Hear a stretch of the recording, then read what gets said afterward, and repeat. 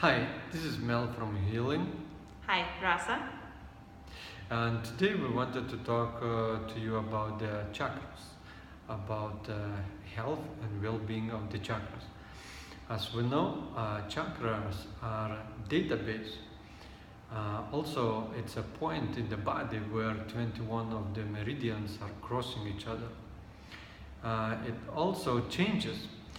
It changes when our mood or thought pattern changes, and the way it changes, it affects our physiological body.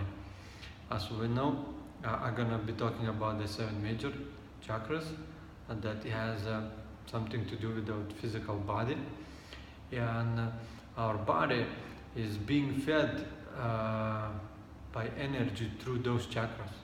If the energy is half closed or closed, that particular area in the body doesn't get the energy, and physical condition of the organs in that area is gonna be compromised given certain time. And one thing we discovered this past week, as a guy that studied energy therapy based on scientific perspective, from scientific perspective, such as in Barbara Brennan School, I always like things that I can measure it or observe it. And last week we've done experiment with RASA.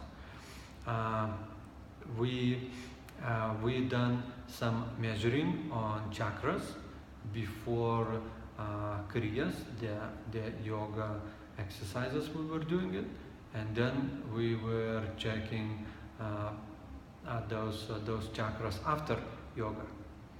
Because I've been practicing kundalini yoga for years, and I know it's working.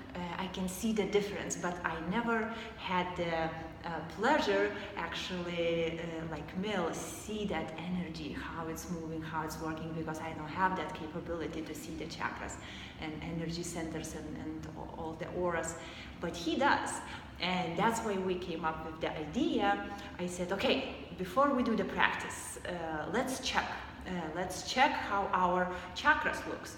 And we did it. We did it because we felt blue that day, and I'm like, okay, I know that something's going on over there on my, second, third chakra, and actually that was right. Mel looked, Mel checked, and both of our chakras were some off.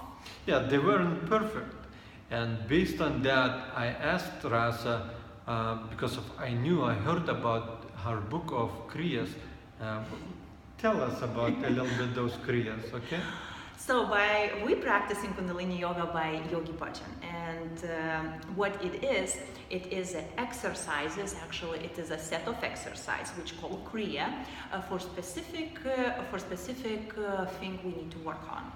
And I opened the book and I looked at the exercises which are for specific chakras. Mm-hmm. And so that day we chose to do the practice for second and third chakra, and we did it. And imagine that we had the measuring results before and after. And one thing I don't like it is to read it in the book and take it for granted, because I've seen quite a few books that didn't satisfy me.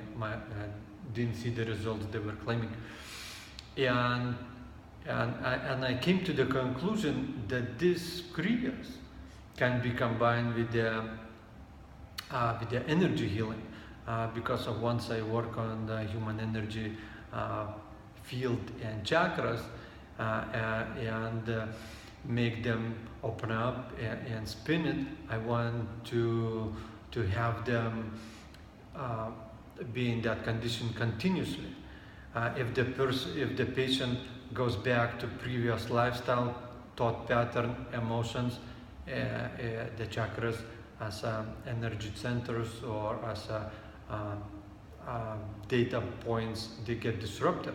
And that's where the idea came to me, that RASA, based on what the patient needs, RASA can assign that kriyas, assign the certain exercise based on the her yogi bhajan teacher, and the patient can do them and support that healing, and support it in a way that he cannot go back to previous levels. Okay, this is groundbreaking. For him, he finally believed it. I'm so excited. I never read about it. I never heard about it.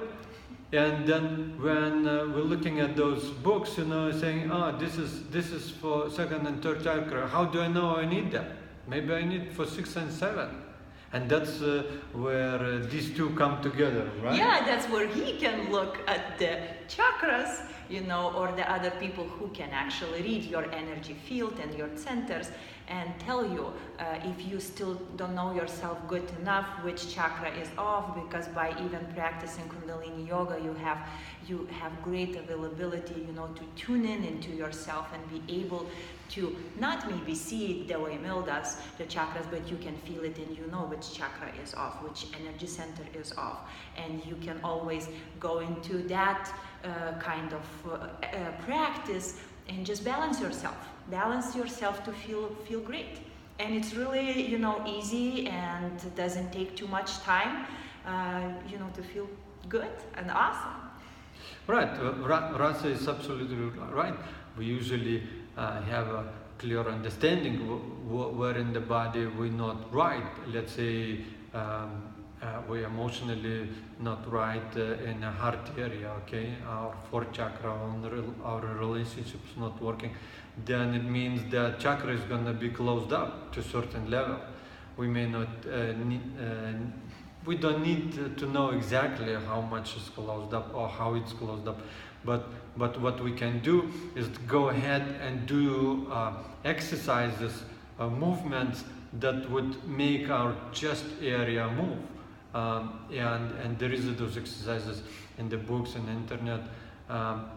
So same thing with the third chakra, with the second chakra. We know where we're not right, and especially if we have some kind of organ not working well or body function, let's focus on that area and make that area move using those exercises, and it will open up. It's gonna cause some energy going in. It will open up. So I would really, really recommend you, to look into the Kundalini Yoga practice and to check it out if you have anyone in the area. And it's really awesome tool just to make yourself happy, healthy, holy. That's how the Yogi Bhajan says. Right.